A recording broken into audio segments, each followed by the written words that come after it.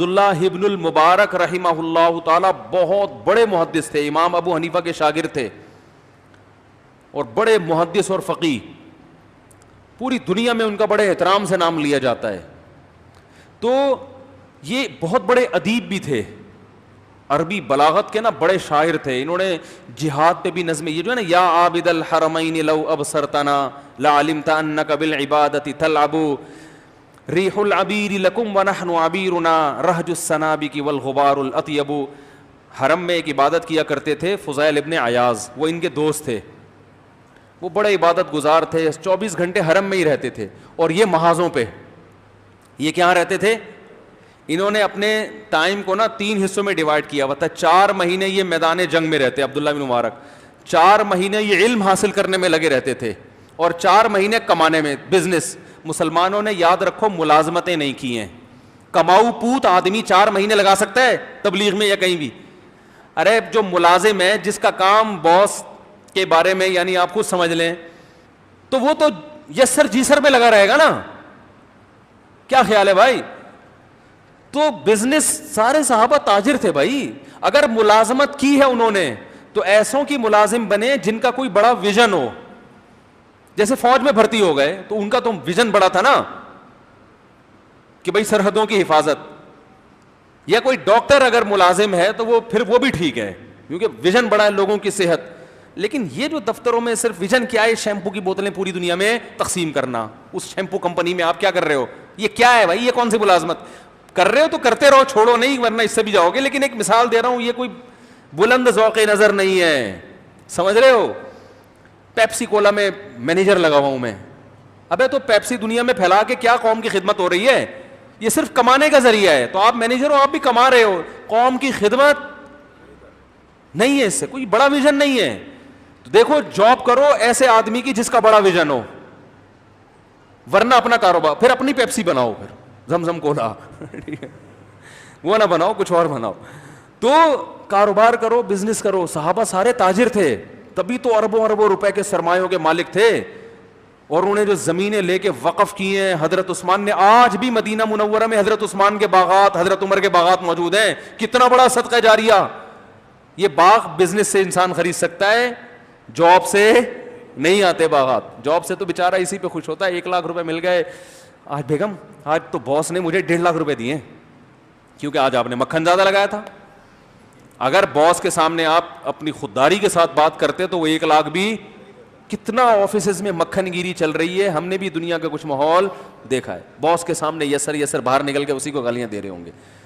تو صحابہ تاجر تھے. عبداللہ ابن مبارک رحمہ اللہ, ہم تو جتنے صحابہ کو تابعین, امام ابو حنیفہ تاجر تھے بھائی, جہاز چلتے تھے ان کے سمندر میں.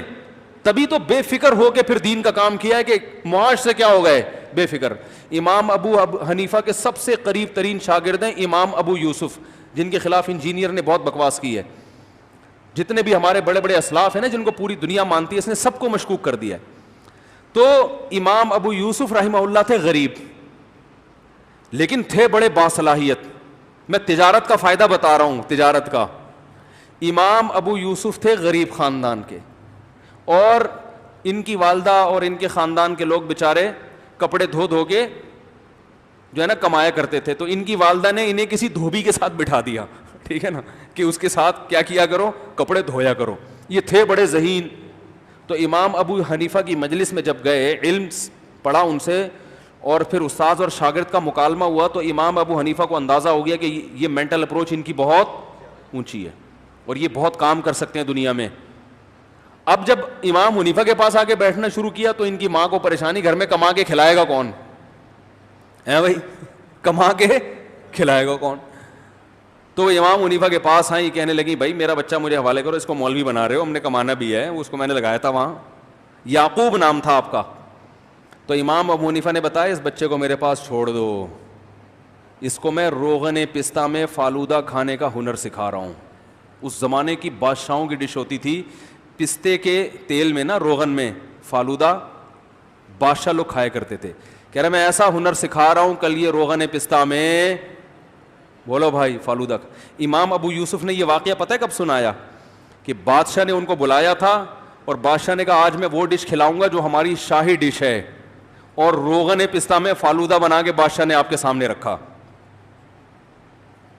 سمجھ رہے ہو نا؟ علم کی وجہ سے ترقی ملی تھی ان کو. جب علم ہوتا، کوئی صلاحیت ہوتی ہے تو انسان کی اپروچ اوپر تک بھی پہنچتی ہے نا. بھائی اس زمانے میں تو حکومت کی ضرورت تھی نا، علماء بھی ڈاکٹر بھی، جیسے آج بھی جتنے بڑے لوگ ہیں حکومت خود ان کو بلاتی ہے. تو اتنا علم تھا کہ لوگ آپ کی اتنا سنتے تھے کہ بادشاہ خود آپ کا محتاج ہو گیا تھا. تو ایک دن بادشاہ نے بلا کہ آپ کی دعوت کی. یہ جو لوگ کہتے ہیں نا بادشاہوں کے پاس جانا برا ہے، ایسا نہیں ہے.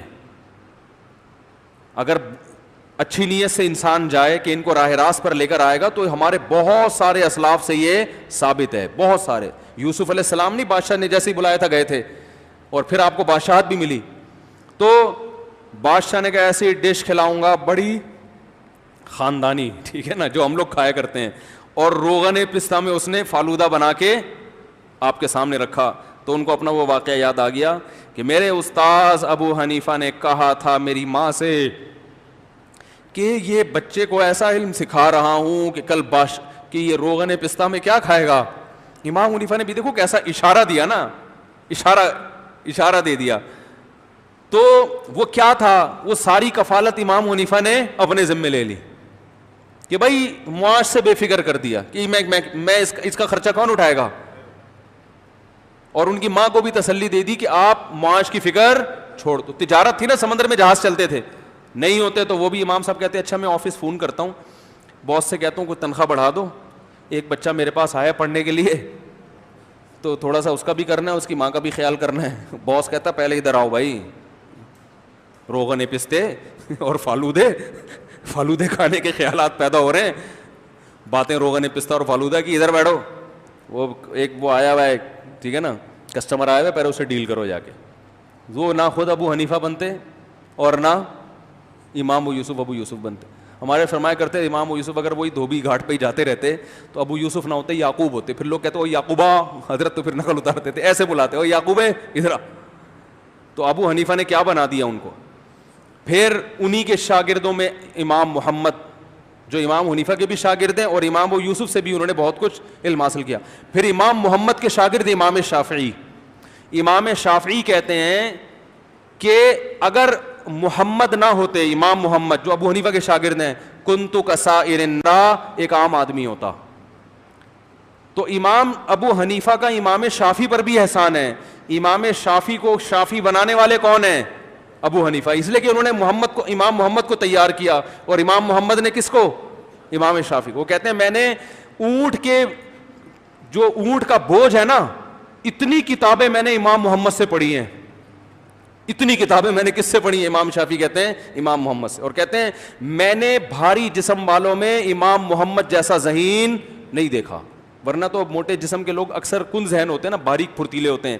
کہتے ہیں میں نے بھاری جسم والوں میں ان سے زیادہ ذہین نہیں دیکھا. تو یہ تجارت کی برکت تھی کہ کہاں تک اثرات گئے ہیں. تو میں بات کیا کر رہا تھا، جلدی بتاؤ، جلدی سے بات کو سمیٹ کے ختم کروں. میں کہاں یہ تجارت پہ کہاں سے آ گیا؟ ایک تو یار آپ لوگ کیا ہو گیا آپ لوگ، ارے یہ تجارت پہ کہاں سے آیا؟ باغ والوں کا تو تھا یار. یہ خاص بات چل رہی تھی جس پہ میں یہاں آیا ہوں. عبداللہ ابن مبارک کی بات چل رہی تھی، جزاک اللہ. تو عبداللہ ابن مبارک رحمہ اللہ تعالی 4 مہینے پیسہ کماتے تھے تجارت کے ذریعے. وہ اتنا بزنس ہو جاتا تھا کہ باقی 8 مہینے گھر میں راشن ڈال دیا. 4 مہینے صرف علم حاصل کرتے تھے، ٹھیک ہے نا، مزید اپنے آپ کو نکھارنے کے لیے. اور 4 مہینے بارڈر پہ لڑائیوں میں، جنگوں میں. تو انہوں نے شعر لکھ کے بھیجا امام حرم کو، جو عابد الحرمین تھے. حرم کے امام تو نہیں تھے، حرم میں 24 گھنٹے رہتے تھے. یا عابد الحرمین لو ابصرتنا لعلمت انک بالعبادۃ تلعب. اے حرمین میں بیٹھ کے عبادت کرنے والے، اگر تو ہماری زندگی کو دیکھ لے تو تجھے لگے گا کہ تو تیری عبادت ایک کھیل ہے، ہمارے مقابلے میں وہ کیا ہے؟ کھیل ہے. اور من کان یخضب خدہ بدموعہ فنحورنا بدمائنا تتخضب. تمہیں فخر ہے اس پر کہ تم اللہ کے خوف سے رو کر اپنے رخساروں کو آنسوؤں سے بھگوتے ہو، اور ہم اپنے رخساروں کو خون سے تر کرتے ہیں. مجاہد کی تو زندگی ہوتی ہے بھائی. اس لیے میں کہتا ہوں یہ جو بارڈر پہ ہمارے فوجی ہیں نا, ان کو برا بھلا مت کہا کرو, یہ بھی بڑی قربانیاں دے رہے ہیں. ہر چیز آپ کے سامنے آتی نہیں ہے. اور جو ہمارے مجاہدین ہیں, جو بھی ہیں, جو بھی اللہ کی راہ میں لڑ رہا ہے کسی بھی عنوان سے, اس کا اللہ کے ہاں اس کا چھوٹا مقام نہیں ہے. اللہ نے خود قرآن میں کہہ دیا کہ جو بیٹھنے والے ہیں وہ لڑنے والوں کے برابر ہو ہی نہیں سکتے. لا یستوی القاعدون من المؤمنین غیر اولی الضرر, کہ جو بغیر کسی عذر کے پیچھے بیٹھے ہوئے ہیں اور جو آگے لڑ رہے ہیں, اللہ کے ہاں دونوں برابر ہو ہی. بھائی ایک آنسو بہا رہا ہے اور ایک خون بہا رہا ہے, تو کیسے دونوں برابر ہو سکتے ہیں؟ تو اب یہ جو عبداللہ بن مبارک تھے انہوں نے شاعری لکھی, تو جیسے ہی فضیل ابن عیاض کے پاس گئی وہ خط آنکھوں پہ لے کے روتے رہے اور کہنے تم نے سچ کہا. تو یہ جو بلاغت ہوتی ہے نا کلام میں, یہ عبداللہ بن مبارک میں پیدا کیسے ہوئی؟ عبداللہ بن مبارک نے امام ابو حنیفہ کی شان میں بھی پورا قصیدہ لکھا ہے, ان کی شان میں بھی قصیدہ لکھا ہے. تو یہ بلاغت کیسے پیدا ہوئی ان میں؟